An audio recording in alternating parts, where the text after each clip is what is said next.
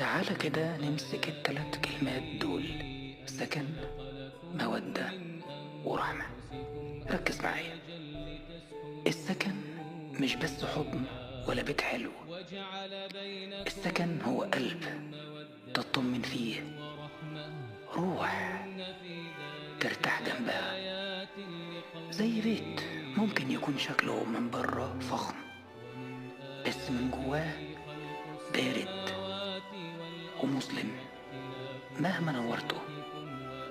وفي بيت تاني بسيط بس منور بدفى وحب وراحة. الكلمة التانية المودة. المودة أقوى من الحب. كل ودود أكيد محب، بس مش كل محب ودود.